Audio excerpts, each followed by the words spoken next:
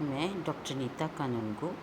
आज अपन BSc part third inorganic chemistry unit first metal ligand bonding के part 4 में स्टडी करेंगे crystal field splitting in octahedral, tetrahedral and square planar complexes.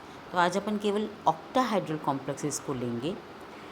Octahedral complex यानी अष्टफलकीय संकुलों में crystal क्षेत्र का विपाटन किस तरह से होता है, इसको अपन स्टडी करेंगे। जब धातु परमाणु या आयन अपनी निम्नतम ऊर्जा अवस्था में होता है तब पांचों डी कक्षक समान ऊर्जा के होते हैं, जैसे अपन ने पिछले टर्न पे पढ़ा था।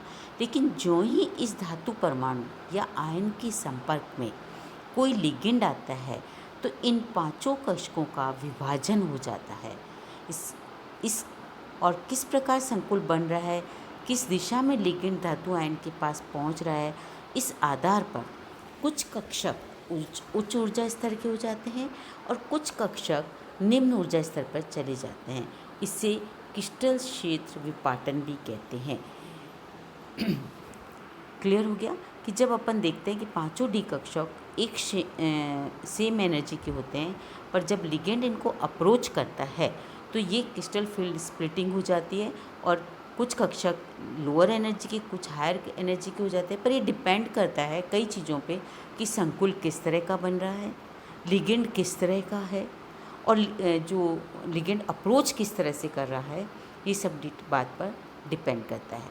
अपन सबसे पहले ले रहे हैं crystal field splitting in octahedral complexes.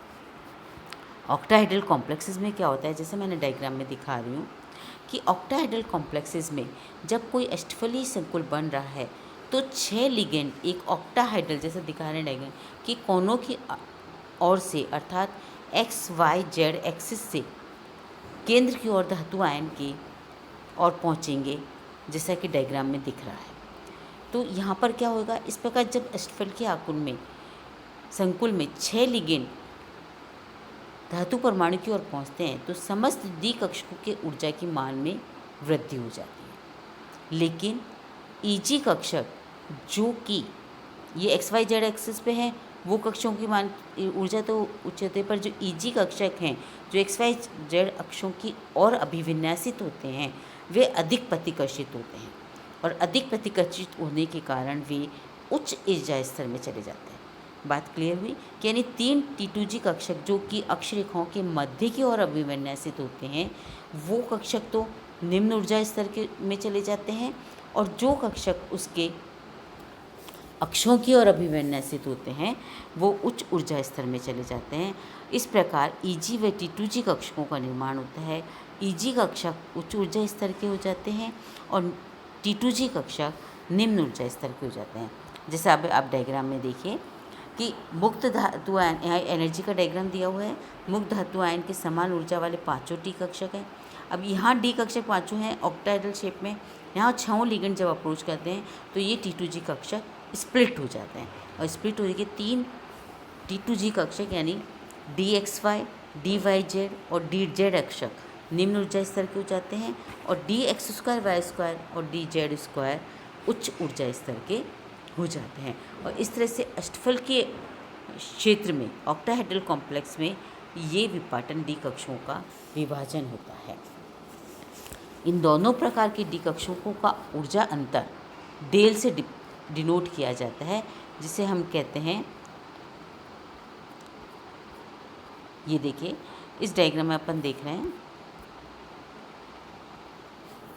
इस डायग्राम में अपन देख रहे हैं कि डी कक्षक स्फेरिकल क्षेत्र में धातु आयन की औसत ऊर्जा है और ये ईजी कक्षक ऊपर के हो गए, T2G कक्षक लोअर एनर्जी के हो गए और इन पूरे इसकी एनर्जी जो है वो डेल 0 कहलाती है, जो कि 10 DQ के बराबर होती है। और 10 DQ के लिए क्रिस्टल फील्ड क्षेत्र का विभाजन एनर्जी ये जो कहलाती है वो होती है क्रिस्टल फील्ड स्प्लिटिंग एनर्जी कहा जाता है। और उपयुक्त से स्पष्ट है कि ईजी कक्षक की औसत ऊर्जा जो है वो +0.60 होती है और T2G कक्षक की औसत ऊर्जा -0.6040 होती है और टोटल जो हो जाता है वो 10 DQ के नीचे की ओर होता है। एक अष्टफलीय संकुल में CFC का मान जो सूत्र है उससे निकाला जाता है वो है CFSE = -0.40 del 0 n T2g plus 0.6 del 0 n Eg, जहाँ पर n T2g और n Eg कक्षक क्रमश T2g तथा Eg कक्षकों में ध्यान इलेक्ट्रॉन की संख्या है, जिसे हम इस निम्न प्रकार से प्रदर्शित करते हैं। ये ऑक्टाहेड्रल का ऊर्जा क्षेत्र का डी कक्षकों का ऊर्जा क्षेत्र का डायग्राम है। मैं एक बार फॉर्मूला वापस बोल रही हूँ कि अष्टफल के शंकुलों में CFSE crystal field stabilisation energy यानी कि डेल की वैल्यू जो कैलकुलेट की जाती है वो है -0.4 del 0 n T2g orbital, N यानी जो DXY DYZ और इनके हैं, प्लस 0.6 del 0 n, यहाँ पर n क्या है, T2g व NEG कक्ष क्रमश T2g व EG कक्षकों में विद्यमान इलेक्ट्रॉन की संख्या है। इसे इस तरह से हम ऑक्टाहेड्रल कॉम्प्लेक्सेस में इस चीज़ को कैलकुलेट करते हैं।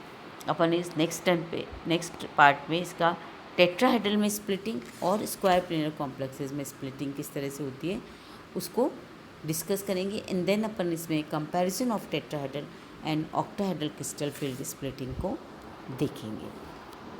तो इस तरह से अपन देख रहे हैं कि ये अपन ने जो अभी लिया है वो है crystal field theory splitting in octahedral complexes, जिसमें कि डी कक्षकों के T2g orbital and DXY DYZ और DZ अक्ष पर के जो ऑर्बिटल है वो लोअर एनर्जी के हो जाते हैं, और DX2 Y2 DZ2 और DX2 जो ऑर्बिटल है वो हायर एनर्जी के हो जाते हैं। और डायग्राम से इनको आपने बिल्कुल इजीली क्लियर कर दिया है कि इनका औसत ऊर्जा स्तर किस तरह से होता है और डायग्राम से दिखाया जाता है।